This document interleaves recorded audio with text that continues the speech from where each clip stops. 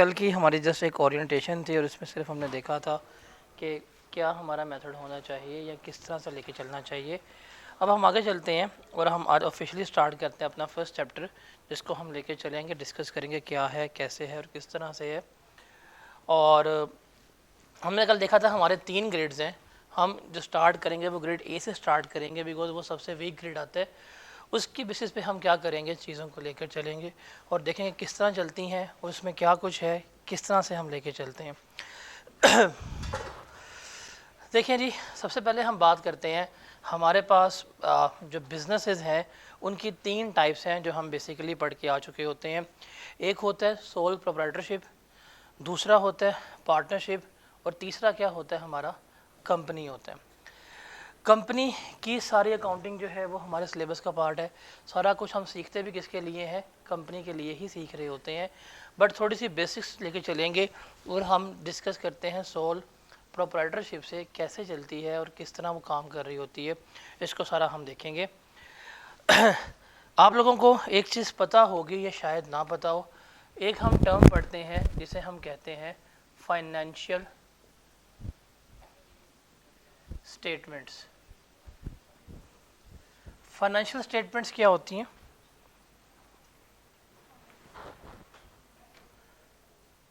Financial statements क्या होती हैं?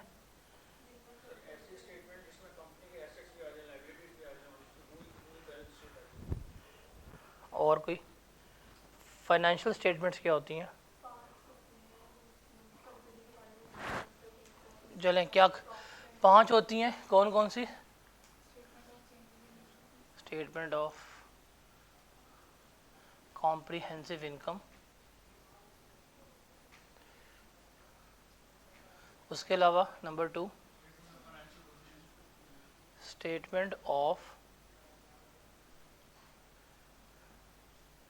Financial position, number 3 statement of changes in equity, number 4 statement of, और number 5 हमारे पास क्या आता है?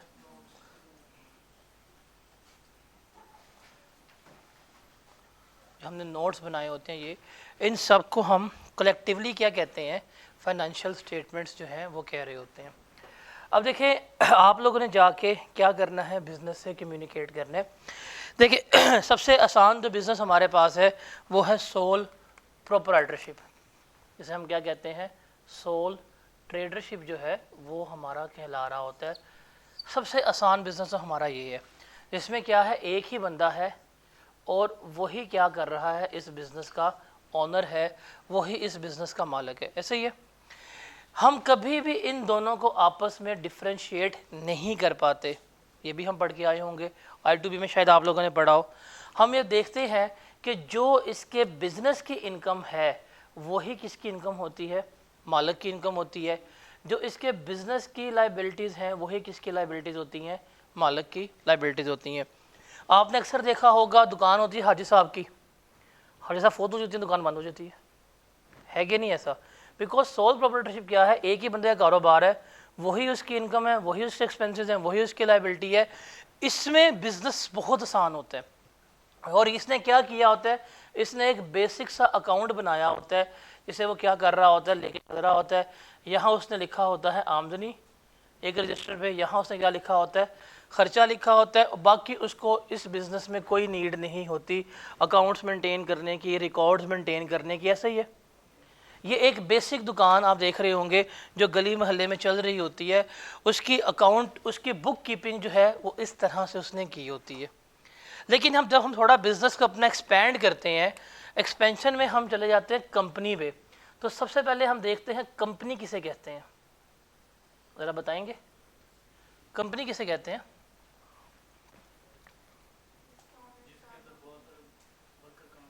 Worker. Company in sort of कह सकते हैं कि यहाँ पे एक बंदा पैसा लगा रहा था, यहाँ पे क्या होता है, यहाँ पे मल्टीपल लोग क्या होते हैं, मल्टीपल लोग अपना जो है फंड जो है वो इसमें क्या करते हैं, इन्वेस्ट करते हैं। और फिर जो कंपनी बनती है इसको कुछ लोग जो है वो क्या कर रहे होते हैं, चला रहे होते हैं, और कंपनी में पैसा इनका लगा होता है, चला कुछ और लोग रहे होते हैं, और एंड पे इन्हें क्या मिलता है, साल के एंड पे प्रॉफिट मिल रहा होता है, जिसे हम क्या कहते हैं, डिविडेंड कह रहे होते हैं। ऐसे ही है कुछ, ऐसे ही है कुछ। हमारे सिलेबस में सारी जो अकाउंटिंग है, जो सारी कैलकुलेशन है, वो किसके बारे में है, वो कंपनी के बारे में है। सारा कुछ हमने किसके बारे में सीखना है, हमने कंपनी के बारे में देखना है कि कैसे है, किस तरह से है, और कैसे हम चीज़ों को लेके चल रहे होंगे। सारा कुछ हमारा कंपनी के बारे में। अब कंपनी जो है, कंपनी के मल्टीपल जो है इन्वेस्टर्स हैं, मल्टीपल शेयर होल्डर्स हैं, 1000 हो सकते हैं, 2000 हो सकते हैं, लाख हो सकते हैं, और हर शेयर होल्डर क्या है, कंपनी का मालिक भी है, बिकॉज उसने क्या किया हुआ है, कंपनी में पैसे जो हैं अपने इन्वेस्ट किए हुए हैं। ऐसे ही है। अब जिस बंदे ने कहीं पैसा इन्वेस्ट किया हो, पैसा लगाया हो, क्या उसका राइट नहीं है कि जाए उस बिज़नेस से जाने के भाई क्या कर रहे हो, क्या नहीं कर रहे। अब देखिए, अगर सोल प्रोप्राइटरशिप है, इसमें एक ही मालिक है, इसको पता है यार इतने पैसे आए हैं, इतना खर्चा हुआ है, इतना उधार में बेचा है, इतना लॉस हुआ है, इतना प्रॉफिट, इसको सारा कुछ पता है। लेकिन यहाँ पे देखा जाए तो यहाँ पे शेयर होल्डर तो बड़े ज़्यादा हैं। कोई लाहौर में बैठा हुआ है, कोई कराची में बैठा होगा, कोई पाकिस्तान में होगा ही नहीं। लेकिन सारे क्या हैं, कंपनी के मालिक हैं, और सारे क्या हैं, कंपनी के ऑनर्स हैं। अब जब सारे कंपनी के मालिक हैं, सारे कंपनी के ऑनर्स हैं, तो हर एक का इंटरेस्ट होगा कि मुझे कंपनी के बारे में क्या हो, सारी की सारी इन्फॉर्मेशन पता होनी चाहिए। ये नेचुरल भी है, आपने जहाँ पे इन्वेस्टमेंट की है, जहाँ पे आपने पैसा लगाया है, वहाँ के बारे में इंफॉर्मेशन होना क्या लाजमी है कि नहीं। अब सवाल ये है, कंपनी बैठी हुई है लाहौर में, शेयर होल्डर कोई बैठा हुआ है गुजरांवाला, कोई कराची में है, कोई यूके में है, कोई सऊदीया में है, कोई केपीके में है, कैसे आए कंपनी के पास से, किस तरह रब्ता करेंगे, कैसे इनको इनकी डिज़ायर्ड इन्फॉर्मेशन मिलेगी। प्रॉब्लम है कि नहीं। तो उसका सलूशन क्या होता है, फिर कंपनी जो है वो क्या करती है, हर साल अपनी फाइनेंशियल स्टेटमेंट्स जो है वो क्या करती है, प्रेजेंट करती है। कंपनी अपने शेयर होल्डर्स के साथ कम्युनिकेट करती है, लेकिन किसके ज़रिए, फाइनेंशियल स्टेटमेंट्स के ज़रिए जो है कंपनी क्या कर रही होती है, कम्युनिकेट कर रही होती है। एक शेयर होल्डर कहता है मुझे बताएं आपका प्रॉफिट कितना है, तो वो कंपनी के पास नहीं आएगा, वो क्या देखेगा, स्टेटमेंट ऑफ कॉम्प्रिहेंसिव इनकम देखेगा, इसको चल देगा पता जी आपका प्रॉफिट जो है इतने। एक बंदा कहता है मुझे बताएं कंपनी ने इस साल सेल्स कितनी की हैं, वो कंपनी के पास चल के नहीं आएगा, बल्कि क्या करेगा, वो स्टेटमेंट ऑफ कॉम्प्रिहेंसिव इनकम देखेगा, उसको अंदाज़ा हो जाएगा कि सेल्स कितनी हुई है इस दफ़ा। एक बंदा कहता है बताएं जी हमारी सेल्स में इजाफा हो रहा है, कमी हो रही है, वो कंपनी के पास नहीं आएंगे, वो कहाँ जाएंगे, फाइनेंशियल स्टेटमेंट्स में जाएंगे, वहाँ पे एनालिसिस गिवन किया होगा, उसको देखेंगे, उनको लग जाएगा पता कि जी कंपनी की सेल्स में इजाफा हो रहा है या कमी हो रही है। इसका मतलब कंपनी किससे कम्युनिकेट करती है, अपनी फाइनेंशियल स्टेटमेंट्स के ज़रिए कम्युनिकेट कर रही होती है।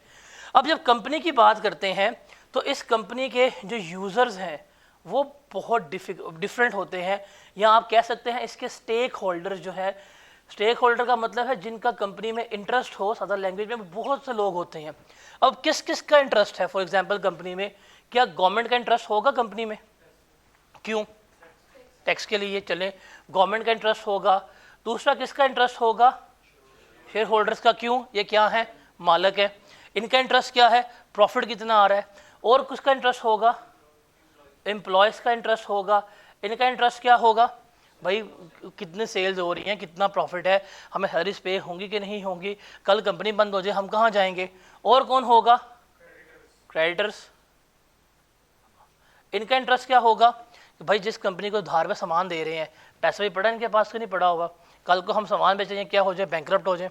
उसके अलावा डेटर्स, इनसे उधार में सामान लिया हुआ है, और बैंक हो सकता है। तो मतलब हमारे पास मुख्तलिफ यूज़र्स हैं, स्टेक होल्डर्स हैं जो एक कंपनी में इन्वॉल्व होते हैं। अब आप देखें हर एक यूज़र की अपनी नीड है, उसको कंपनी से अपने मुताबिक क्या चाहिए, डाटा चाहिए। आपकी कंपनी हर एक को कॉल पे कर जवाब देगी, जी आपको ये चाहिए, जी ये है चीज़ है, सेल्स कितनी है ये लें, प्रॉफिट कितना है ये लें, एसेट्स कितने हैं जी ये वैल्यू है, हर एक को जवाब देगी। उसने क्या करना है, उसने इन तमाम स्टेक होल्डर से, उसने इन तमाम यूज़र से क्या करना है, कम्युनिकेट करना है। क्या करना है, उसने इन तमाम यूज़र से कम्युनिकेट करना है। वो कैसे कम्युनिकेट करेगी? आप बैठे हुए हैं, आप कंपनी के इन्वेस्टर हैं, आप कंपनी के पास तो नहीं जाएंगे। आपने कंपनी को लोन दिया हुआ है, आप कंपनी के पास तो नहीं जाएंगे। आप कंपनी के एम्प्लॉय, आप कंपनी के पास जाएंगे। कंपनी में अगर जाएंगे भी, कंपनी में किससे मिलेंगे? डायरेक्टर से मिलेंगे। शक्ल है, मिलेगा? नहीं मिलेगा, वो एक्सेसिबल ही नहीं होगा। किसके पास जाएंगे? तो कंपनी ने आपसे कम्युनिकेट भी करना है और उसको हर एक इंफॉर्मेशन भी प्रोवाइड करनी है हर एक बंदे को। गवर्नमेंट को उसने जो रेलेवेंट डाटा चाहिए गवर्नमेंट को उसने देना है, जो चाहिए इन्वेस्टर को उसने क्या करना है, रेलेवेंट डाटा वो इन्वेस्टर को देना है। एम्प्लॉयज़ का लिए क्या करना है, उसने डाटा प्रोवाइड करना है। तो उसने क्या करना है, हर यूज़र को जो भी रेलेवेंट इन्फॉर्मेशन है वो प्रोवाइड करनी है। वो कैसे प्रोवाइड की जाएगी, किसकी बेसिस पे की जाएगी?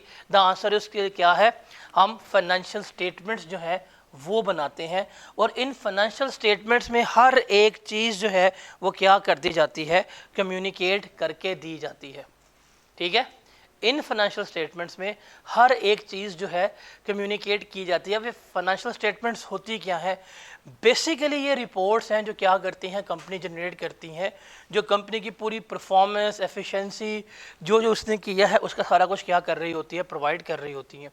अब जब भी आएगी बात के फाइनेंशियल स्टेटमेंट क्या होती हैं, तो 5 चीज़ें इसमें आ रही होती हैं। कौन कौन सी? Statement of comprehensive income. अब स्टेटमेंट ऑफ कॉम्प्रिहेंसिव इनकम अगर हम बात करते हैं तो इसमें सिर्फ 2 चीज़ें जो हैं वो हम बताते हैं। एक हम बताते हैं कि हमारा रेवेन्यू कितना है, दूसरे हम बताते हैं हमारे एक्सपेंसेस कितने हैं। बेसिकली हम इसमें क्या चीज़ बताते हैं, हम अपना प्रॉफिट या लॉस के बारे में बताते हैं। ठीक है, अब जब हम इसकी बात करते हैं स्टेटमेंट ऑफ कॉम्प्रिहेंसिव इनकम की, अब गवर्नमेंट का इंटरेस्ट है टैक्स। टैक्स किस पे लगना है? टैक्स किस पे लगना है? प्रॉफिट पे। अब प्रॉफिट का इंटरेस्ट निकालने के लिए गवर्नमेंट कहाँ पर जाएगी? इसकी स्टेटमेंट ऑफ कॉम्प्रिहेंसिव इनकम की। आप इन्वेस्टर हैं, आपने कंपनी में इन्वेस्ट किया हुआ है, आपका इंटरेस्ट क्या होगा? आपको क्या चीज़ चाहिए कंपनी से? प्रॉफिट। तो जब प्रॉफिट के बारे में जानना चाहेंगे आप कहाँ पे आएंगे? स्टेटमेंट ऑफ कॉम्प्रिहेंसिव इनकम पे। एम्प्लॉयज़ हैं, एम्प्लॉयज़ जानना चाहते हैं कि कंपनी हमें सैलरीज पे करेगी या नहीं करेगी, कहाँ पे जाएंगे? तो इसका मतलब हर एक यूज़र को उसके डिज़ायर इन्फॉर्मेशन जो है वो हमने क्या करनी है, प्रोवाइड करनी होती है। फिर सेकंड हमारे पास क्या होती है, स्टेटमेंट ऑफ फाइनेंशियल पोजीशन। इसमें हम बताते हैं बेसिकली हमारे एसेट्स कितने हैं और हमारी लाइबिलिटीज़ कितनी हैं, ये हमने बताना है। कितने हमारे एसेट्स हैं, कितनी हमारी लाइबिलिटीज़ हैं, ये हमने बताना है। ये फाइनेंशियल पोजीशन का मतलब क्या है कि हम बता रहे हैं ऑन दैट स्पेसिफिक डेट, इस तारीख के ऊपर इतनी मालियत के मेरे एसेट्स हैं, इतनी मालियत की मेरी क्या है, लाइबिलिटीज़ हैं। अब अगर जो मालिक है जानना चाहता है कि कंपनी में कितनी इन्वेस्टमेंट आ चुकी हुई है, कहाँ जाएगा? एसएफपी में जा रहा होगा। कंपनी के एसेट्स कितनी हैं, कंपनी के एसेट हैं कौन कौन से, कितनी मालियत के हैं, कहाँ बिल्डिंग है, कोई बेचा है, ख़रीदा है, लाइबिलिटीज़ कहाँ पे हैं, कहाँ जाएगा? स्टेटमेंट ऑफ फाइनेंशियल पोजीशन पे जाएगा। अगर बैंक ने आपको लोन देना है, बैंक भी क्या देखेगा? आपकी स्टेटमेंट ऑफ फाइनेंशियल पोजीशन देख रहा होगा। तो ये 2 स्टेटमेंट है जो बेसिकली हमें क्या बता रही हैं। जो पहली वाली स्टेटमेंट है ना, ये वाली, ये हमें बताती है कि हमारी बिज़नेस की परफॉर्मेंस क्या है, ये बताती है हमारे बिज़नेस की परफॉर्मेंस क्या है, और ये बताती है हमारे बिज़नेस की पोजीशन क्या है। ये 2 स्टेटमेंट्स जो हैं ये हमारी प्राइमरी स्टेटमेंट्स कहलाती हैं, और ये दोनों स्टेटमेंट्स जो है ये FR1 का पार्ट नहीं है। कैसे? ये दोनों स्टेटमेंट आपने FR1 ने नहीं सीखनी बनाना, लेकिन इन दोनों स्टेटमेंट के एक्सट्रैक्ट्स जो हैं वो आपके FR1 के पार्ट है। और जहाँ एक्सट्रैक्ट्स की बारी आएगी वहाँ पे सवाल आपके बनते हैं पेपर में। एक आपका सवाल बनेगा IAS 8 का, एक आपका सवाल बन जाएगा IAS 16 का, 40 का, 23 का और 20 का। ये जो आपके हैं 5 टॉपिक, इसमें से वो आपसे इन 2 स्टेटमेंट के एक्सट्रैक्ट्स जो है वो बनवा रहा होता है। अब एक्सट्रैक्ट्स का मतलब क्या होता है कि हमने वो रेलेवेंट इन्फॉर्मेशन बतानी होती है जो कहाँ जाएगी, इस 2 स्टेटमेंट्स में आ रही होंगी। हमारे सिलेबस में जो प्रॉपर स्टेटमेंट्स हमने कैलकुलेट करना सीखनी है वो क्या है, statement of changes in equity. ये इसका टेस्टिंग लेवल जो है 2 है, 20 नंबर तक का सवाल आता है। अभी जो आपके पास स्प्रिंग 24 की अटैम्प्ट गई है, इस स्प्रिंग 24 की अटैम्प्ट में इसमें से तकरीबन 20 नंबर के सवाल आए हैं। फिर हमारे पास स्टेटमेंट ऑफ कैश फ्लो है, आपको मैं अभी बता रहा हूँ, ऑटम 24 की अटैम्प्ट में आपको इसमें सवाल आ जाएगा।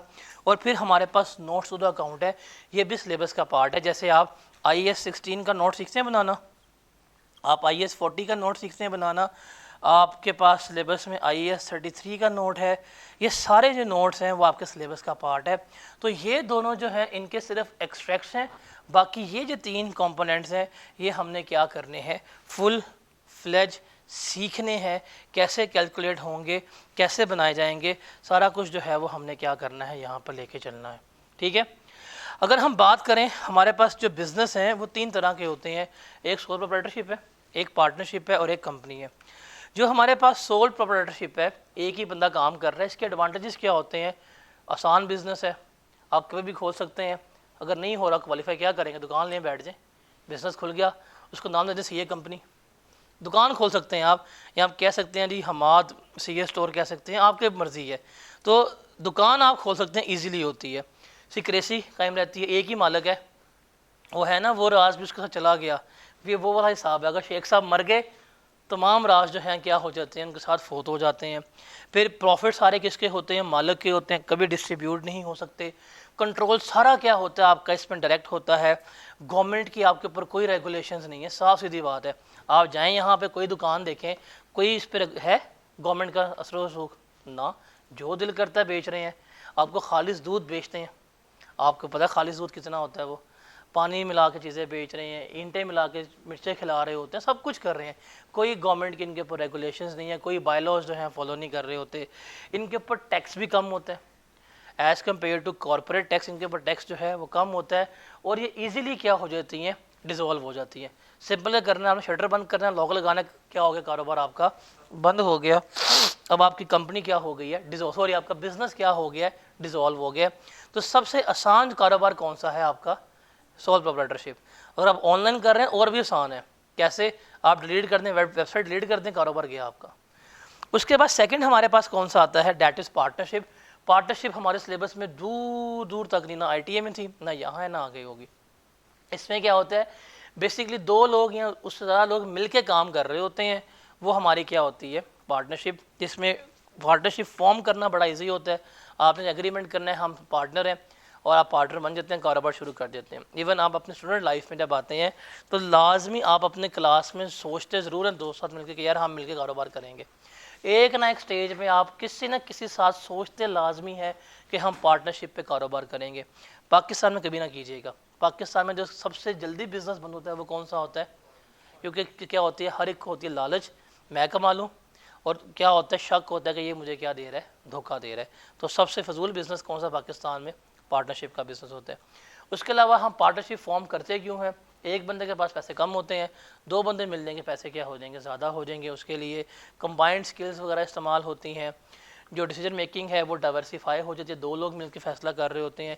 इस पर भी रेगुलेटरी कंट्रोल जो है वो कम होते हैं, और इसको भी डिज़ोल्व करना, ख़त्म करना क्या होता है, आसान होता है। कैसे, एक पार्टनर को गोली मार दें, आप पढ़ते होंगे लॉ में ABCD और पार्टनर होता है, D मर गया, हमेशा मरता भी D है, कोई C मार लें, B मार लें, D को मार देते हैं, तो क्या हो जाती है, पार्टनरशिप ख़त्म हो जाती है। तो ये आपका क्या कहलाता है, पार्टनरशिप। और एंड पे हमारे पास क्या आता है, कंपनी। कंपनी जो है बेसिकली ये हमारे लिए इम्पॉर्टेंट है, और कंपनी का स्ट्रक्चर ही हमने यहाँ पे लेके चलना होता है। तो कंपनी में 2 चीज़ें हम नॉर्मली पढ़ते हैं, एक होता है शेयर होल्डर और एक दूसरे क्या होते हैं, board of director. Share holder क्या होते हैं या स्टेक होल्डर क्या होते हैं, बेसिकली ये वो लोग हैं जो कंपनी में क्या करते हैं, पैसे को इन्वेस्ट करते हैं, इनका कैपिटल लगता है, इनका फंड लगता है, इनका पैसा आता है, और क्या होती है, कंपनी रन कर रही होती है।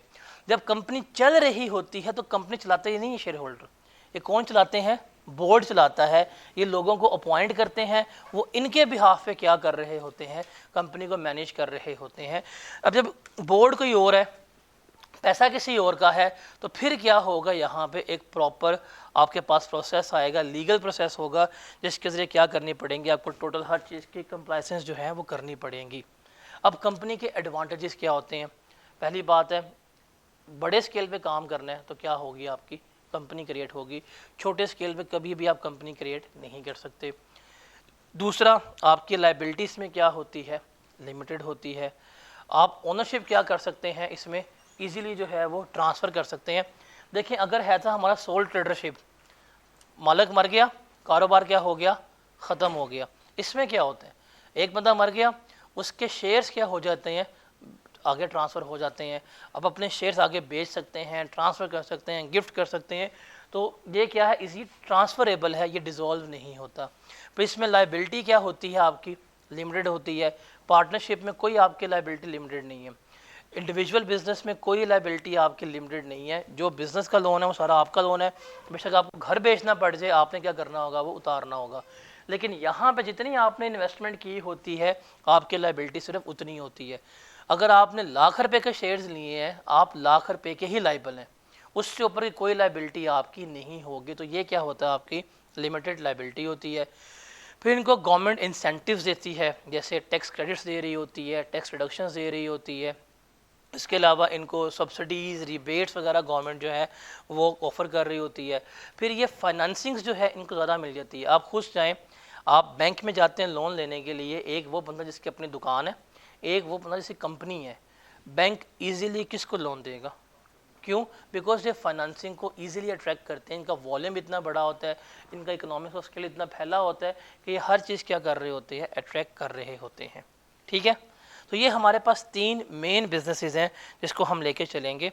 और यहाँ पे हम किसकी बात करेंगे, कंपनी की ही बात करेंगे। और जो चीज़ हमने डिस्कस करनी है वो हम चलेंगे statement of changes in equity को लेके। आप लोगों ने अकाउंटिंग इक्वेशन कभी पढ़ी है? अकाउंटिंग इक्वेशन क्या होती है?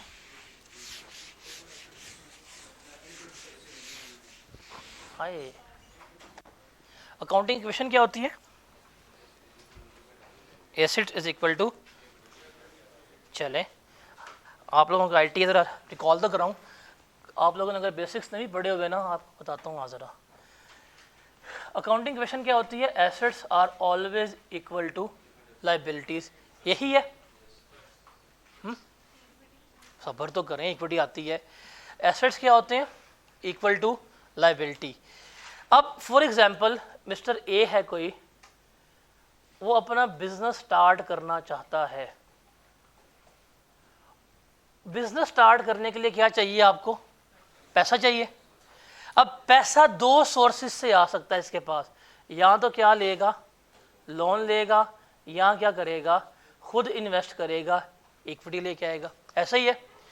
अगर ये मिस्टर ए क्या करता है, लाख रुपए का बैंक से लोन लेता है और लोन लेके कारोबार शुरू करता है, तो इक्वेशन क्या होगी हमारे पास कि इसके बिजनेस में लाख रुपए का कैश आया, लाख रुपए इसका बनेगा एसेट, और इसने चूंकि बैंक से लोन लिया है तो लाख रुपए क्या बनेगी, इसकी लाइबिलिटी बन रही होगी। ऐसे ही है, ऐसे ही है। और अगर ये बैंक से लोन ना ले, खुद पैसा लेके आए, फिर हमारी क्या हो जाती है, इक्वेशन थोड़ी सी चेंज हो जाती है। फिर होता है assets are always equal to equity plus liability. अगर ये लाख रुपया घर से उठा के लेके आया, बिजनेस में कितना कैश होगा, लाख रुपए का, और ये खुद लेके आया, ये क्या होगा, इसकी इक्विटी कहलाएगी, और लाइबिलिटी क्या होगी, इसकी 0 रुपीज़ कहला रही होगी। इक्विटी बेसिकली क्या होती है? इक्विटी इज जो ओनर ने इन्वेस्ट किया है पैसा, जो पैसा बिजनेस में मालिक लेके आया है, जो मालिक का शेयर है, वो हमारा क्या कहलाता है, हमेशा इक्विटी कहला रहा होता है। ऐसे ही है। अब इसको थोड़ा सा हम अगर रीअरेंज करना चाहें तो इक्विटी का फॉर्मूला हम कर सकते हैं, equity is equal to assets minus liabilities. ऐसे ही है, ऐसे ही है। और इसको जब हम रिमेंबर कहीं पे भी एसेट माइनस लाइबिलिटीज करते हैं, इसको हम क्या कहते हैं, नेट एसेट्स कहते हैं। ये क्या कहलाते हैं, नेट एसेट्स कहला रहे होते हैं।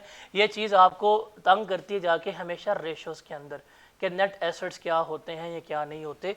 साथ साथ में रेफरेंस इधर उनको लिखते रहिए कि किस टॉपिक का ताल्लुक किस टॉपिक के साथ है, ताकि आपको वहाँ पे रिकॉल हो। एसेट्स माइनस लाइबिलिटीज़ का मतलब क्या होता है, नेट एसेट्स के लिए हमारे पास इतने एसेट्स मौजूद हैं। अब क्या मतलब है कि अगर आपके पास 1.5 लाख रुपए के एसेट्स हैं और आपकी 50,000 रुपये की लाइबिलिटी है, तो लेस करवाएंगे तो आपके पास जो नेट एसेट हैं वो कितने बचे होंगे? लाख रुपए के बचे होंगे। रिमेंबर, ये जो इक्विटी होती है हमारी, equity is basically asset minus liability, और बेसिकली हम किसकी बात कर रहे हैं? नेट एसेट्स की बात कर रहे होते हैं। किसकी बात कर रहे हैं? नेट एसेट्स की बात कर रहे होते हैं।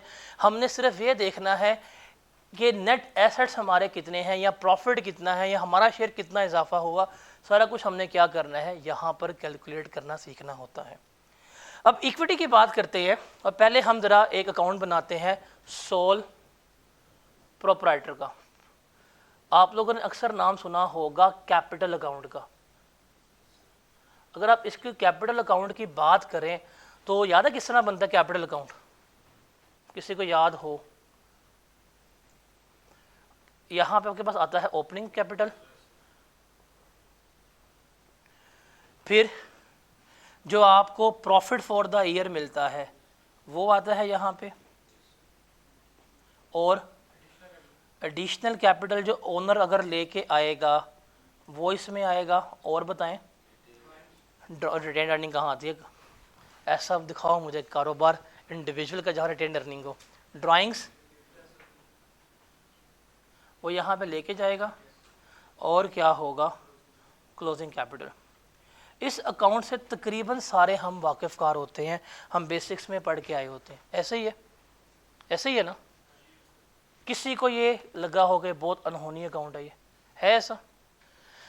बेसिकली जो हम इक्विटी पढ़ने लगे कंपनी की, वो यही अकाउंट है, बस थोड़ी टर्म्स क्या हो जाएंगी, चेंज हो जाएंगी। वो कैसे, हम उसको देखेंगे। ये अकाउंट की फॉर्म में है, और हमने किसकी फॉर्म में लिखना होता है? इसको स्टेटमेंट की फॉर्म में लिखना होता है। अब ये कैसे होगा, ज़रा अभी हम इंडिविजुअल की ही बात करते हैं, फिर हम यहाँ पे लेके चलते हैं। फॉर एग्ज़ाम्पल, एक इंडिविजुअल है, उसका 2024 का, अभी हम सिर्फ बात कर रहे हैं इंडिविजुअल की, सोल प्रोप्राइटर की, उसका 2024 में ओपनिंग कैपिटल है 1.5 मिलियन का। कितने? 1.5 मिलियन का। हम उसका लिखते हैं क्लोजिंग कैपिटल है 2.2 मिलियन का। डन। जब आप कभी भी फाइनेंशियल स्टेटमेंट्स पढ़ रहे होंगे और जब बात करेंगे आप अपनी स्टेटमेंट ऑफ फाइनेंशियल पोजीशन की, तो स्टेटमेंट ऑफ फाइनेंशियल पोजीशन में सिर्फ आपको क्या गिवन होगा? ये क्लोजिंग कैपिटल जो है वो गिवन होगा, और आपको ओपनिंग कैपिटल गिवन होगा। ये आपको पढ़ के अंदाज़ा हो जाएगा कि यार मेरा साल के शुरू में ये कैपिटल था, साल के एंड पे क्या था, ये मेरा कैपिटल था। ऐसे ही है। लेकिन हम अगर इसको थोड़ा सा चेंज शो करें, मतलब डिटेल शो करें कि जी हमारा ओपनिंग कैपिटल जो है वो कितना था? 1.5 मिलियन का था। इसमें जो बंदा न्यू कैपिटल लेके आया फॉर द ईयर वो 8 लाख का था। कितना होता है? 23। इसको हमने फॉर द ईयर प्रॉफिट दिया 7 लाख का। ये बिजनेस में से ड्राइंग्स करके ले गया 8 लाख की, और क्लोजिंग कैपिटल कितना बनता है? कितना? 2.2 मिलियन। अगर हम ये इस तरह डिटेल की फॉर्म में लिखें ना, कि हमें चल रहा पता हो कि ये पैसा कहाँ से आया, कितना आया, कितना गया, कहाँ पे इंक्रीज़ हुआ, कहाँ पे डिक्रीज़ हुआ, तो इसको हम क्या कहते हैं? Statement of changes in equity बता रही है। देखिए, अगर उसने हमें बैलेंस गिवन किया है ना, तो बैलेंस से हमें कुछ नहीं चल रहा पता कि जी ओपनिंग ठीक है 15 लाख है, क्लोजिंग कितना आ गया हमारे पास? 22 लाख आ गया। बट ये 22 लाख आया कैसे है? हमने सिंपल क्या करना है? बताना है कि 15 से 22 में किस तरह से क्या है वो। हमें लगा पता कि जी 8 लाख रुपए का वो क्या करके आया? नया कैपिटल लेके आया। 7 लाख रुपया हमने क्या दिया उसको? प्रॉफिट दिया। 8 लाख रुपया वो क्या करके ले गया? बिजनेस से ले गया। तो रिमेनिंग कितना बचा उसका? 22 लाख। तो ये जो टोटल हमें कैलकुलेशन बता रहा है कि ये चीज़ ऐड हुई है, ये चीज़ लेस हुई है, ये हमें क्या बताती है कि ये है हमारी statement of changes in equity. कि हम एक स्टेटमेंट लिख के दे रहे हैं जिसमें चल रहा है पता कि ये 15 लाख से 22 लाख किस तरह से आया। अगर आप इसको अकाउंट में लिखेंगे तो आपके पास आ जाएगा 15 लाख ओपनिंग बैलेंस होगा, आपका क्लोजिंग बैलेंस कितना आया, 22 लाख आया, ड्राइंग्स आपकी कितनी है, 8 लाख की है, प्रॉफिट आपको कितना आया था, 7 लाख, और आपका एडिशनल कैपिटल कितना आया था, 8 लाख। आप अकाउंट की फॉर्म में लिखेंगे तो ये क्या कहलाएगा, आपका कैपिटल अकाउंट कहलाएगा। और आप उसको अगर इस तरह लिखेंगे स्टेटमेंट की फॉर्म में तो ये क्या कहलाएगी, आपकी स्टेटमेंट कहला रही होगी। तो अगर आप बेसिक अकाउंट देखते हैं सोल प्रोप्राइटर का, सोल ट्रेडर का, आप उसका कैपिटल अकाउंट देखें और जो कैपिटल अकाउंट में मूवमेंट हो रही है आप उसको लिख दें स्टेटमेंट की फॉर्म में, तो ये आपकी क्या कहलाती है, statement of changes in equity कहला रही होती है। अब हमने इसी को क्या करना है, कंपनी में कन्वर्ट करना है। क्या करना है, कंपनी के अकाउंट में कन्वर्ट करना है और हमारी क्या हो जाएगी, statement of changes in equity complete हो जाएगी। Is that clear?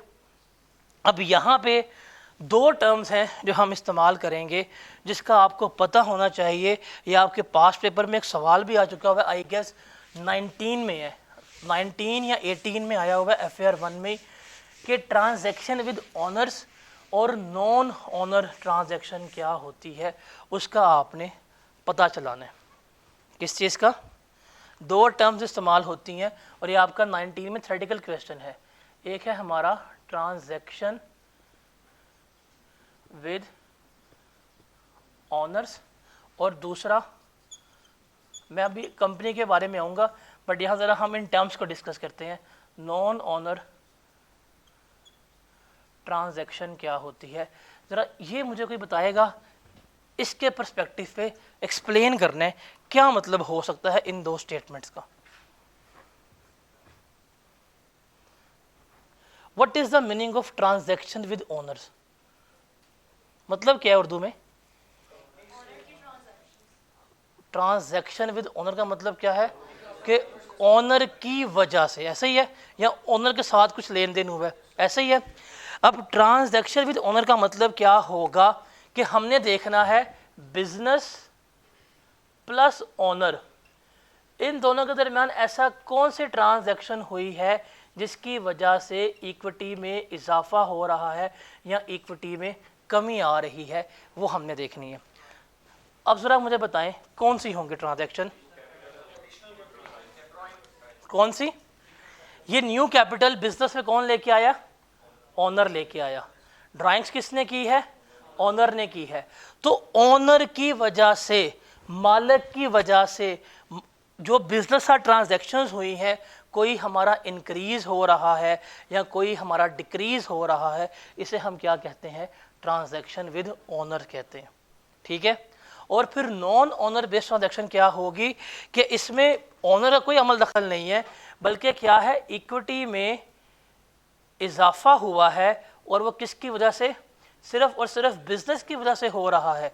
इक्विटी में कमी हो रही है सिर्फ किसकी वजह से हो रही है? बिजनेस की वजह से। इसे हम क्या कहते हैं? Non owner based transaction. वो कौन सी होगी? हमारे पास प्रॉफिट होगी। ठीक है। तो अक्सर तो नहीं, पास्ट पेपर में सिर्फ एक थ्योरेटिकल क्वेश्चन है कि बताएं जी ओनर बेस्ड ट्रांजैक्शन में और नॉन ओनर बेस्ड ट्रांजैक्शन में क्या फ़र्क है। इसी को भी हम जाके दोबारा डिस्कस करेंगे आगे, बट हम फिर कंपनी के पर्सपेक्टिव से डिस्कस करेंगे। बट अभी आप टर्म का मतलब समझें कि टर्म का मतलब क्या है कि ट्रांजैक्शन विद ऑनर और नॉन ऑनर बेस्ड ट्रांजैक्शन। हम बेसिकली क्या बना रहे हैं? Statement of changes in equity, कि इक्विटी में कैसे चेंजेस आई हैं, क्या इजाफा हो रहा है, क्या कमी हो रही है, ये हमने बताना है। अब इक्विटी में इजाफा हमें चल जाएगा पता जी, ओपनिंग हमारे पास ये थी, इतना हमने ऐड किया, इतना प्रॉफिट मिला, इतना ले गए, क्लोजिंग ये तो हमने बता दी, ये हमारी स्टेटमेंट बनती है। प्रॉपर 15 से 22 में कैसे गए, हर एक स्टेप हमने यहाँ पे क्या कर दिया, एक्सप्लेन कर दिया। ठीक है, ये स्टेटमेंट है। लेकिन इस स्टेटमेंट को हमने फिर बाइफरकेट करना है कि इसमें इस 15 में से 22 तक जाने में ऑनर कितना इन्वॉल्व था, और उसके अलावा कितने हमारे पास पैसे आए हैं। तो ये हमने क्या करनी होती है, बाइफर्केशन करनी होती है। ये आपको इसलिए बता रहा हूँ कि आपका जब statement of changes in equity का सवाल करेंगे तो वहाँ पे हमने इस फॉर्मेट को देखना होता है। हम जब सवाल कर रहे होते हैं तो रैंडमली कभी नहीं करते। आप लोग अगर पेपर पढ़ के आए हैं, आपने शायद स्टार्ट किया, पहले प्रॉफिट ऐड कर दिया, बाद में शेयर्स कर दिए, ऐसे नहीं करते। पहले हम शेयर्स की ट्रांजेक्शन करते हैं, बाद में क्या कर रहे होते हैं, प्रॉफिट वगैरह बीच में ऐड कर रहे होते हैं, और हम बताते हैं, दिखाते हैं कि ये ऑनर बेस्ड है और ये क्या है, नॉन ऑनर बेस्ड ट्रांजेक्शन्स हो रही हैं। Is that clear? यहाँ तक कोई सवाल है तो मुझे बताएं, फिर हम ज़रा आगे चलते हैं। Any question up till now? देख लें, नोट करना है नोट कर लें, फिर मैं मिटाता हूँ आगे। अब हम कंपनी की तरफ मूव करते हैं, क्या है और कैसे है और किस तरह से है।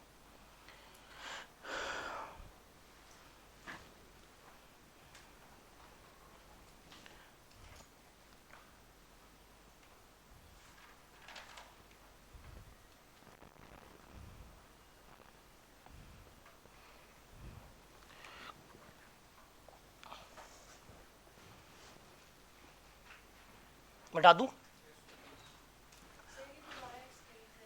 क्या? देखिए आपके पास है ओपनिंग कैपिटल कितना था, क्लोजिंग कितना हुआ, आया इंक्रीज, कितना से आ रहा, कितना इंक्रीज हुआ है, 7 लाख इंक्रीज हुआ है। ये इंक्रीज हमें समझ आता है, ये जाता है हमेशा बैलेंस शीट में। अब सवाल है कि ये इंक्रीज कैसे हुआ है। आप उसे क्या करेंगी, डिटेल देंगी। जो डिटेल आएगी, आपने कहा ओपनिंग कैपिटल कितना था, 15 लाख था, इसमें 8 लाख कौन लेके आया, ऑनर लेके आया, नया कैपिटल दिया उसने। 7 लाख बिजनेस का प्रॉफिट था, वो भी हमने बीच में डाल दिया। 8 लाख ऑनर वापस ले गया, रिमेनिंग कितना बचा, 22 लाख। तो आपने यहाँ पे प्रॉपर बता दिया कि 15 से 22 में अगर गए हैं तो कैसे, कौन सी चीज़ ऐड हुई है, कौन सी चीज़ लेस हुई है, फिर आपने क्या किया है बताया। ऐसे ही है, ये है आपकी स्टेटमेंट। अब ये जो स्टेटमेंट बनाई है आपने, इसमें से आपने बताना है कि जो ये चीज़ें ऐड या लेस हो रही हैं उसमें ऑनर कितनी दफ़ा इन्वॉल्व हुआ है और नॉन ऑनर बेस्ड ट्रांजैक्शन कितनी है। अब इस 15 में से अगर हम 22 पे गए हैं तो बताएं वो कौन सी चीज़ें ऐसी हैं जो ऑनर की वजह से हुई हैं। 8 लाख रुपए कौन लेके आया, ऑनर, तो ये क्या होगी, ट्रांजैक्शन विद ऑनर।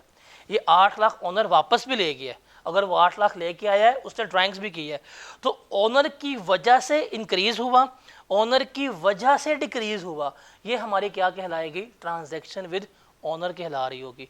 अब इसमें एक ऐसी चीज़ है जिसमें ऑनर का कोई अमल दखल नहीं है, मालिक को पता भी नहीं है, लेकिन वो क्या हो गया, उसकी इक्विटी में, उसके कैपिटल में इजाफा हो गया। वो क्या चीज़ है, प्रॉफिट। ये किसने दी है, बिजनेस ने। तो ये क्या होगी, नॉन ऑनर बेस्ड ट्रांजैक्शन होगी। तो हमने यही देखना होता है कि ऑनर बेस्ड ट्रांजैक्शन क्या होती है और नॉन ऑनर बेस्ड ट्रांजैक्शन क्या होती है। Is that clear now? और कोई सवाल है तो पूछ लें।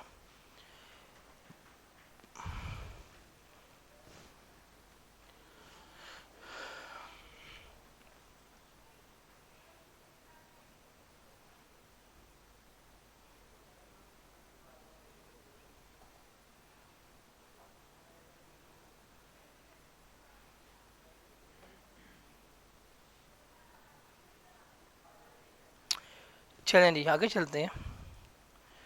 हम जो चैप्टर स्टार्ट कर रहे हैं that is statement of changes in equity. आप कुछ चैप्टर ऐसे हैं जो बिल्कुल फॉर श्योर हैं, जो पेपर में आने आने, ये one of the for sure chapter है जो क्या होगा आपको पेपर में मिलेगा।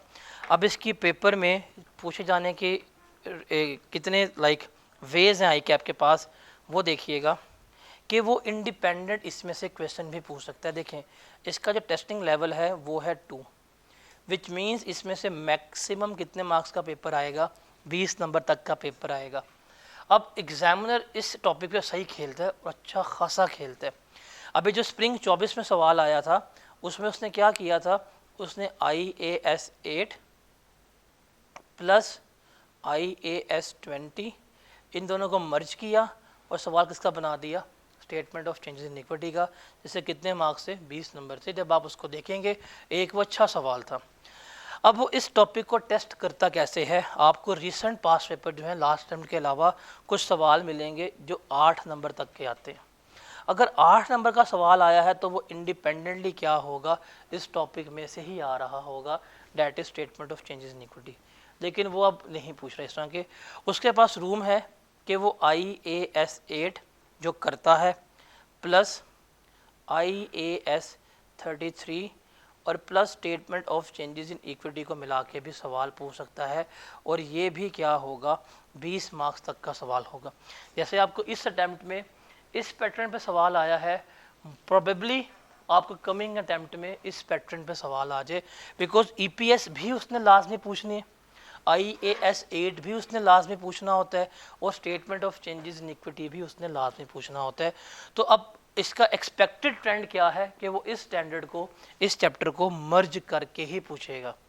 और इसके रेफरेंस के तौर पर एक सवाल है जो मैं आपसे शेयर करूंगा, FAR 2 का सवाल है, डेट इज डैफोडिल्स लिमिटेड के नाम से। आप लोगों के पास काफ़ी वो होगा समराइज वे में, सॉर्टेड वे में, बट हम इसे करेंगे FAR 2 के पर्सपेक्टिव वाला सवाल, डैफोडिल्स लिमिटेड, जिसमें IAS 8, statement of changes in equity और EPS तीनों इन्वॉल्व थे। तो ये इसका एक मेजर एरिया है और मेजर वे ऑफ प्रेजेंटेशन है जो पेपर में आ सकता है।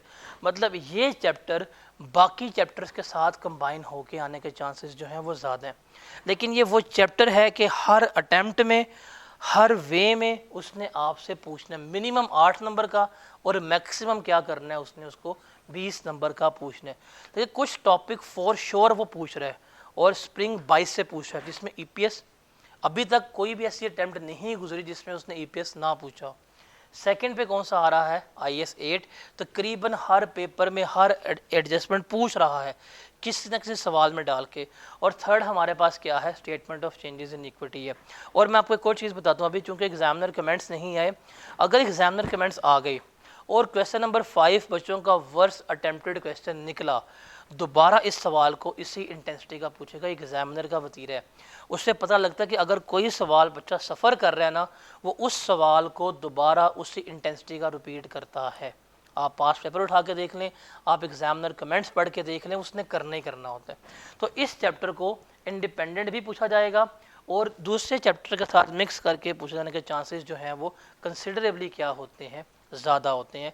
इस चैप्टर की सिर्फ बेसिक स्ट्रॉन्ग कर लें, जो हमने कल डिस्कस करनी है, सिर्फ बेसिक स्ट्रॉन्ग कर लें, आपका EPS भी निकल जाता है, आपको IAS 8 में भी हेल्प हो जाती है। जस्ट इस चैप्टर की बेसिक स्ट्रॉन्ग कर लें, रट्टे वाला इसमें कोई सीन नहीं है, समझ के चलेंगे, चैप्टर आसान है। क्रैम करेंगे, रट्टे मारेंगे फॉर्मेट के, कुछ समझ नहीं आएगा। जैसे इस दफ़ा के अटैम्प्ट का सवाल जो है शुरू ही नहीं हुआ, शुरू कहाँ से करना है, ख़त्म कहाँ पे करना है, कुछ समझ नहीं आ रही थी।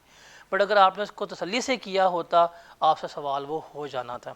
तो हम इसको लेके चलते हैं statement of changes in equity को, और हम क्या बना रहे हैं, फाइनेंशियल स्टेटमेंट। हमें पता है हमारे पास 5 होती हैं, SOFP जिसमें हम क्या कहते हैं, बैलेंस शीट कह रहे होते हैं, हमारे पास SOCI आती है जिसमें हम प्रॉफिट एंड लॉस अकाउंट कह रहे होते हैं। इन दोनों के सिर्फ हमारे सिलेबस में एक्सट्रैक्ट्स हैं। चेंजेस इन इक्विटी पूरी बनानी है, कैश फ्लो पूरा सीखना है बनाने का, ये भी 20 नंबर का, ये भी 20 नंबर का है, और नोट्स जो है वो भी हमारे पास सिलेबस में 20 नंबर का है। EPS का नोट जो है, डिस्क्लोजर नोट, वो हमारे सिलेबस का पार्ट है। आपको शायद पता हो या ना पता हो, डिस्क्लोजर नोट हमारे सिलेबस का पार्ट है। IAS 16 का नोट हमारे सिलेबस का पार्ट है, डिस्क्लोजर नोट। IAS 40 का भी रिसेंट उसने पूछा है, ये हमारे सिलेबस का पार्ट है। तो नोट्स जो है वो भी हमारे क्या है, सिलेबस का पार्ट बन रहे होते हैं। अगर हम इन स्टेटमेंट्स की बात करें तो जो हमारे पास स्टेटमेंट ऑफ फाइनेंशियल पोजीशन है, इसमें हम बताते हैं क्या कि हमारे बिजनेस का फाइनेंशियल स्टेटस क्या है, एसेट्स कितने हैं, इतनी मालियत की हैं जी, 2 करोड़ के, 3 करोड़ के, 4 करोड़ के, लाइबिलिटीज़ कितनी है जी, 1 करोड़ की, 1.5 करोड़ की, इक्विटी कितनी है, हम वैल्यू बता रहे हैं, इतने पैसों की इक्विटी है, इतने पैसों की लाइबिलिटी है, इतने पैसों को क्या है, एसेट्स हैं, इस तारीख पे, इस डेट के ऊपर। ये क्या कर रही है, हमारी पोजीशन बता रही होती है कि हमारे बिजनेस की ये करंट पोजीशन है। फिर आता है हमारे पास performance in terms of major होती है रेवेन्यू, कितनी सेल्स की हैं, कितने एक्सपेंसेस की हैं, कितने आपके प्रॉफिट हुआ है, कितना आपका लॉस हुआ है, वो कहाँ जाएगा, स्टेटमेंट ऑफ कॉम्प्रिहेंसिव इनकम में। ये 2 चीज़ें आती हैं, इनके सिर्फ एक्सट्रैक्ट्स हैं, बाकी 3 चीज़ें जो हैं वो हमारे सिलेबस का पार्ट है। देखिए हमने स्टार्ट करना है statement of changes in equity. यहाँ पे हमने क्या देखा है कि हम मूवमेंट देख रहे हैं कि कैपिटल में मूवमेंट कैसे आ रही है। 15 लाख से अगर 22 लाख में गया है, किस तरह से गया है, कैसे इंक्रीज हुआ, कैसे डिक्रीज हुआ, ये जो मूवमेंट होगी कैपिटल में, रिजर्व्स में, वो हमने सारी कहाँ देखनी होती है, statement of changes in equity में सीखनी होती है। फिर हमारे बिजनेस में जो कैश की मूवमेंट होती है, कैश कितना इनफ्लो हुआ, कैश कितना आउटफ्लो हुआ, कैश आ कहाँ से रहा है, कैश जा कहाँ पे रहा है, प्रॉफिट कितना है, कैश कितना है, वो सारा हम कहाँ सीखेंगे, स्टेटमेंट ऑफ कैश फ्लो में। और फिर जो वर्किंग्स वगैरह होती हैं, डिटेल्स, एक्सप्लेनेटरी इन्फो वगैरह, वो कहाँ सीखेंगे हम, नोट्स में। जैसे फॉर एग्जांपल नोट्स की बात करते हैं, आप लोग कैलकुलेट करते हैं कि इतनी हमारी डेप्रिसिएशन है, इतने हमने एसेट्स जो है इंक्रीज़ किए हैं, ये एडिशन है, ये डिस्पोजल है, वो तो आप पेपर में लिखते हैं। आप जब बैलेंस शीट बना के आते हैं, बैलेंस शीट बनाई, आपने लिखी एसेट की ये कॉस्ट है, ये है इसकी एक्यूमुलेटेड डेप्रिसिएशन, ये बुक वैल्यू आ गई है। बट कॉस्ट में कैसे इंक्रीज़ हुआ, डिक्रीज़ हुआ, कैसे कैलकुलेट की डेप्रिसिएशन, वो सारा कुछ हम कहाँ देते हैं, नोट्स में बना के दे रहे होते हैं। तो जो डिटेल होती है एक्सप्लेनेशन, वो हम कहाँ पे लेके चलते हैं, लेके चल रहे होते हैं। ये तीनों हमारे सिलेबस का पार्ट है और इन दोनों के एक्सट्रैक्ट्स जो हैं वो हमारे सिलेबस का पार्ट हैं। अब चूंकि हम बात कर रहे हैं statement of changes in equity की, तो इक्विटी क्या होता है बेसिकली, इक्विटी वो है कि जो ओनर का पैसा बिजनेस में लगा हुआ है, जो ओनर का शेयर बिजनेस में लगा हुआ है, उसे हम क्या कहते हैं, इक्विटी कह रहे होते हैं। ऐसी बात है। और इक्विटी में हमने इस यहाँ पे देखना क्या है कि हमने देखना है कि ये ओपनिंग से क्लोजिंग में जो गेन है, इंक्रीज और डिक्रीज जो है, वो हमने क्या करना है, सीखना है। इन अदर वर्ड्स हम क्या कर रहे हैं, हम इंक्रीज या डिक्रीज इन नेट एसेट्स जो है वो क्या कर रहे हैं, यहाँ पर कैलकुलेट करना सीख रहे हैं।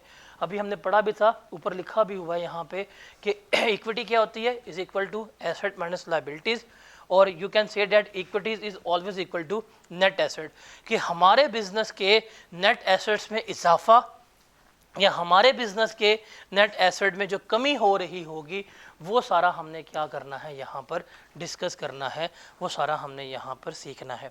और जो ये नेट एसेट्स में इजाफा हो रहा होगा या जो नेट एसेट्स में कमी हो रही होगी, वो दो तरह से हो रही होगी, या वो होगी ट्रांजैक्शन विद ओनर्स, या वो क्या होगी, नॉन ओनर बेस्ड ट्रांजैक्शन होगी। ये चीज़ सारी हमने क्या करनी है, यहाँ पे सीखनी है। अब सवाल मेरा है कि नॉन ओनर बेस्ड ट्रांजैक्शन क्या होती है।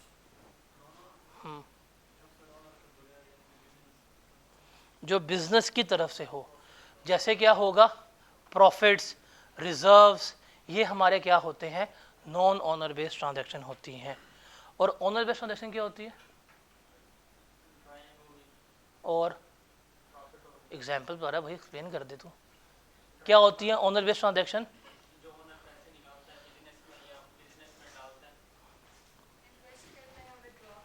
इन्वेस्टमेंट या विड्रॉल, क्या होती है ओनर बेस्ड ट्रांजैक्शन।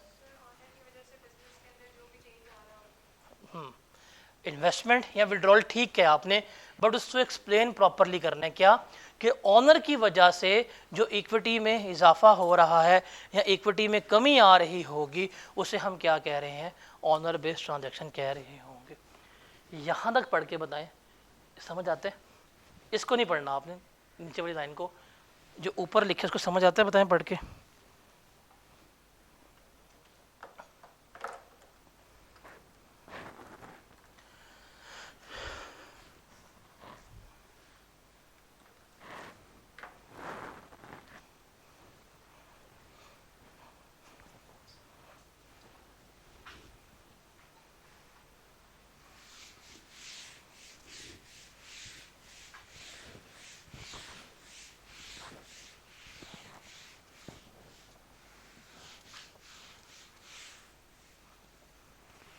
जी जनाब, समझ आता है, इसमें कोई कन्फ्यूजन है।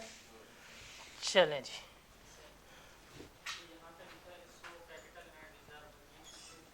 कैपिटल जो ओनर ने इन्वेस्ट किया है, रिजर्व जो कंपनी ने अपने प्रॉफिट क्रिएट किए होते हैं, पैसे सेव किए होते हैं, उसे रिजर्व कहते हैं। अभी हम बात करते हैं उसकी। चलें जी, अब ज़रा कंपनी की बात करते हैं।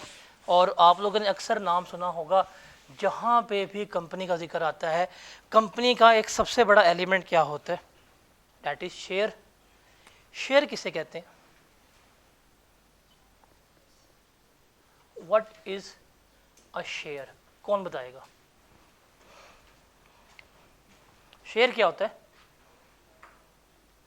पढ़ा होगा।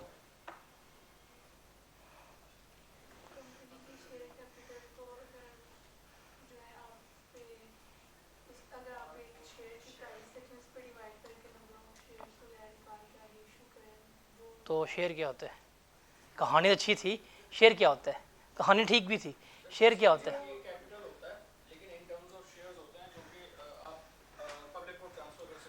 ठीक है, हाँ भाई शुक्र है, तुमने कुछ बोला। शेयर क्या होता है?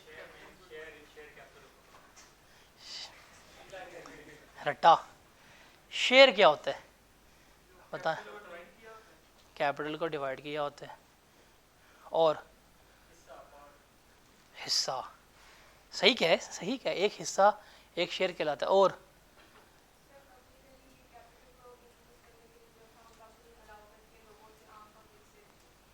अब सारे लोग सीलो पढ़ रहे हैं,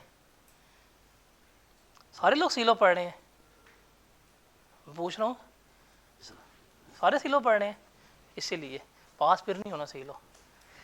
चलें जी, शेयर क्या होता है? बेसिकली एक है हमारे पास कंपनी, और कंपनी को हम यूनिक बाकी बिजनेस से करते कैसे हैं कि कंपनी कहती है कि मैंने अपना कैपिटल जो है वो रेज करना है। क्या करना है? कैपिटल जो है वो रेज करना है। अब फॉर एग्जांपल कंपनी कहती है कारोबार करना है, और कारोबार शुरू करने के लिए कितने चाहिए पैसे? 100 मिलियन रुपीस जो है वो चाहिए। क्या चाहिए? 100 मिलियन रुपीस चाहिए। अब कंपनी जब बनती है ना, उसमें एक बंदा नहीं होता, 2 बंदे नहीं होते, 3 बंदे नहीं होते, बल्कि क्या होता है मल्टीपल लोग आते हैं, वो बीच में जुड़ते हैं, तो फिर क्या होती है? कंपनी शुरू होती है। तो कंपनी क्या करती है? अपने कैपिटल को जो उसने रेज करना होता है, ये उसने लेने कहाँ से पैसे होते हैं? बेसिकली अवाम से। अब जाए हाँ अवाम के पास, जी हमें चाहिए 100 मिलियन, कोई देगा? कोई भी नहीं देगा। अब उसको चाहिए पैसे, तो क्या करेंगे? वो इस कैपिटल को नंबर ऑफ यूनिट्स में क्या कर देगी? डिवाइड कर देगी। क्या कर देंगे? नंबर ऑफ यूनिट्स में डिवाइड कर देंगे। वो कहेंगे हमें इतने रुपये चाहिए, और हम इसके बदले इसको डिवाइड कर देंगे किससे? इसको 10 मिलियन से डिवाइड कर देंगे। क्या जवाब आएगा? 10 रुपये। ये जो 10 रुपये कहलाएगा, ये है 1 यूनिट, और ये 1 यूनिट क्या कहलाता है? शेयर कहला रहा होता है। मतलब शेयर कैपिटल का जो स्मॉलेस्ट यूनिट होता है, जो कंपनी ने डिसाइड किया होता है, उसे हम क्या कहते हैं? शेयर कह रहे होते हैं। अब ये क्या है कि कंपनी कहती है कि जी हमें चाहिए कितने पैसे? 100 मिलियन रुपीस चाहिए। अब कैसे लेंगे? कहेंगे जी हमारा एक शेयर कितने का है? 10 रुपये का है। आपके पास जितने पैसे हैं लेके आए, उसके बदले में शेयर ले लें, हमारे पास क्या हो जाएंगे? पैसे आ जाएंगे। अब मुख्तलिफ लोग क्या करते हैं? कंपनी को अप्रोच करेंगे। एक बंदा आएगा जी मिस्टर ए, वो कहेगा जी ठीक है आप मुझे 10,000 शेयर्स दे दें, ये है आपके नंबर ऑफ शेयर्स। आपको एक सर्टिफिकेट मिलेगा जिस पर लिखा कि आपने कंपनी के इतने शेयर्स लिए हैं, मल्टीप्लाई बाय 10 करेंगे, कितना बनेगा? ये बंदा क्या कर रहा है? 1 लाख रुपए का शेयर कैपिटल इसने खरीद लिया। ये कंपनी में 1 लाख रुपए का क्या हो गया? मालिक बन गया। ऐसे ही है। कितने पैसे इसने कंपनी में लगाए हैं? कितने शेयर्स मिले हैं इसको? 10,000। एक और आएगा बंदा जी, मिस्टर मित्तल आ जाएंगे, और ये फॉर एग्जांपल कहते हैं जी मुझे आप 15 लाख शेयर दे दें। अमीर आदमी होगा, 10 रुपये के हिसाब से कितनी पेमेंट करेगा? ये 15 मिलियन। अब ये क्या देगा कंपनी को? 15 मिलियन देगा। कंपनी के पास ये पैसा आ जाएगा, और इतने नंबर ऑफ शेयर्स क्या हो जाएंगे? इस बंदे के पास हो जाएंगे। ठीक है। एक आ जाएगा गरीब आदमी मेरी तरह का, ठीक है जी मैंने भी कंपनी का मालिक बनना है, मुझे बड़ा शौक है, मैंने सीलो पड़ा हुआ है, कहूँगा जी ठीक है मुझे 1 शेयर दे दें। मैं जाऊँगा कंपनी को 10 रुपये दूंगा, और मैं भी क्या बन जाऊँगा? कंपनी का शेयर होल्डर, मैं मालिक हूँ। AGM में जाऊँगा, शेयर 10 रुपये का, खाना खाऊँगा 5,000 रुपये का। तो ये फैक्ट है ना। तो ये क्या होता है, एक शेयर, जो एक यूनिट है ना शेयर कैपिटल का, उसे हम क्या कहते हैं, शेयर कह रहे होते हैं। मतलब ये कैपिटल को हम क्या करते हैं, नंबर ऑफ यूनिट्स में डिवाइड करते हैं, और जो एक यूनिट है वो हमारा क्या कहला रहा होता है, शेयर कहला रहा होता है। और फिर इस कैपिटल को हम क्या कहते हैं, हमेशा शेयर कैपिटल कह रहे होते हैं। क्या कह रहे होते हैं, शेयर कैपिटल कह रहे होते हैं। Is that clear. अगर हम बात करें तो हमारे पास जो शेयर कैपिटल है, सबसे पहले एक आता है ऑथोराइज्ड शेयर कैपिटल। क्या आता है, ऑथोराइज्ड शेयर कैपिटल। ऑथोराइज का मतलब क्या होता है वैसे,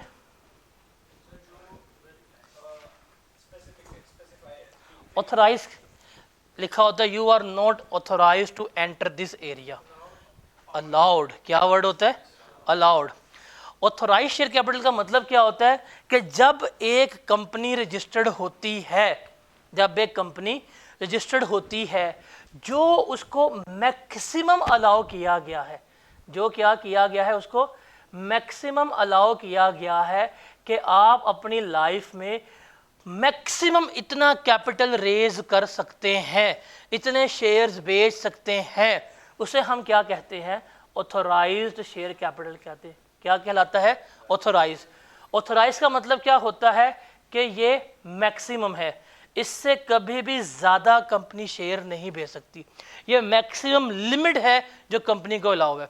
कंपनी आज बनती है, चलना कंपनी 500 साल है, 100 साल है, चलती है भाई। कोक कितनी पुरानी है, मुंह देख रहे मेरा, कोक कितनी पुरानी है, कॉफ़ी कितनी, 1886 में बनी थी, तकरीबन 150 ईयर्स क्रॉस कर गई हुई है। फोर्ड कितनी पुरानी है, तो कंपनी चलती है, बंदे मर जाते, कंपनी चलती हैं।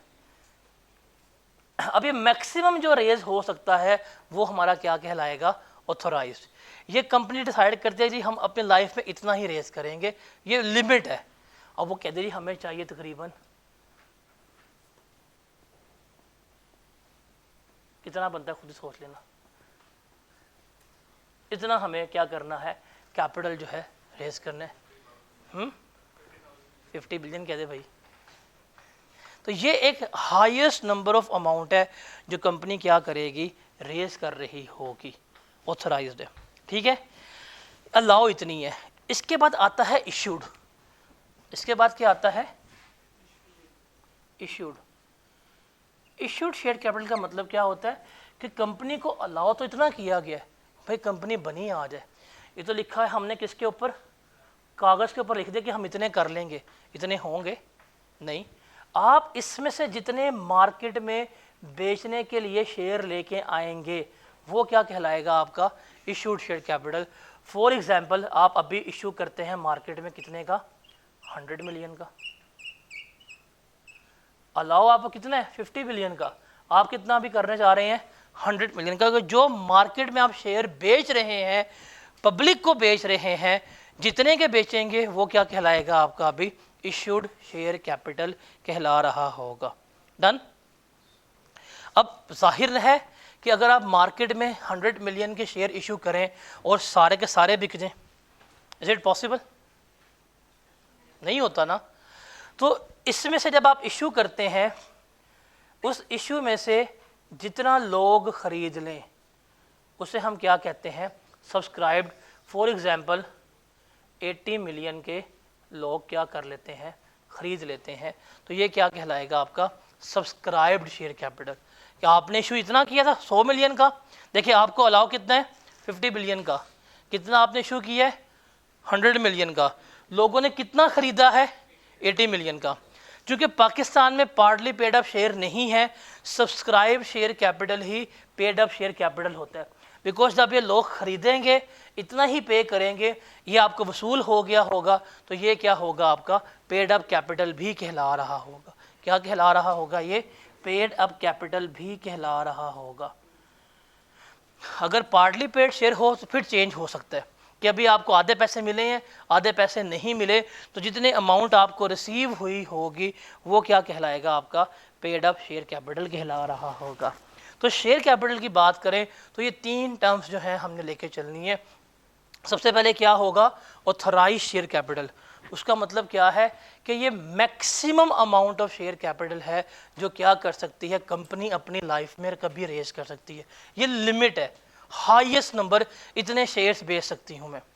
उसमें से इशू किए कितने हैं वो क्या है, इशूड शेयर कैपिटल कि इस साल या 10 सालों में, 20 सालों में, 30 सालों में सिर्फ अभी इतने ही हमने इशू किए हैं। और जो इशू किए हुए हैं मार्केट में से, उसमें से लोगों ने खरीदे कितने हुए हैं वो क्या कहलाएगा, सब्सक्राइब शेयर कैपिटल के इन्वेस्टर्स ने अभी तक इतने शेयर जो हैं वो खरीद लिए हैं और इनकी पेमेंट जो है हमें आ चुकी है। Got it? इसमें कोई सवाल है तो बताएं।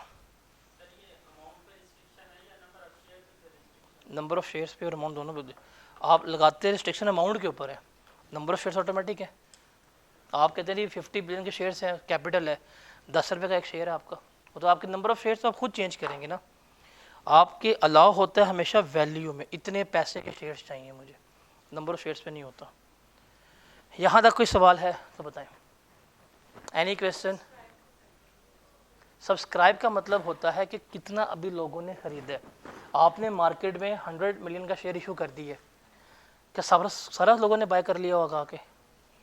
कुछ किया होगा, कुछ ने नहीं किया होगा। तो जितना लोगों ने खरीद लिया है ना वो क्या कहलाएगा, वो भी अनसब्सक्राइब्ड है, उसे हम अनकॉल्ड अप कैपिटल भी कहते हैं। ठीक है, कल का लेक्चर आपका बहुत इंपॉर्टेंट है। कल हमने सारी की सारी शेयर अकाउंटिंग करनी है, प्रॉपर शेयर अकाउंटिंग। डेबिट क्या करना है, क्रेडिट क्या करना है, प्रीमियम क्या होता है, डिस्काउंट क्या होता है, बोनस क्या होता है, रिजर्व्स में कैसे मूवमेंट होनी है, कल सारा हमने ये करना है। ज़िंदगी में कभी भी नहीं पढ़ा ना, कोई मसला नहीं है, बट कल आपका शेयर अकाउंटिंग के हमने प्रॉपर अकाउंटिंग करनी है। कल का लेक्चर आपको समझ आ गया, आपको मैं रिटर्न लिख देता हूँ, आपका ईपीएस भी हो जाएगा साथ ही, बिकॉज ईपीएस में भी ये शेयर अकाउंटिंग ही काम आ रही होती है। ठीक है, तो आज सिर्फ हमने बेसिस डिस्कस किए हैं, कल हम डिस्कस करेंगे शेयर अकाउंटिंग, उसके बाद we can move to the format, हमारा एसओसीआई ख़त्म हो जाएगा। तो कल का लेक्चर सबसे इंपॉर्टेंट है इस चैप्टर के पर्सपेक्टिव पे, बिकॉज कल हमने प्रॉपर एंट्रीज पास करनी है। डेबिट क्या होना है, क्रेडिट क्या होना है, प्रीमियम कहाँ से आ रहा है, प्रीमियम होता क्या है, डिस्काउंट की एंट्री क्या है, सारा कुछ हमने कल डिस्कस करना है। ठीक है, मिलते हैं इंशाल्लाह कल। अल्लाह हाफिज़। 1 बजे आएगा नहीं, आप लोग लेट आते हैं आप लोग।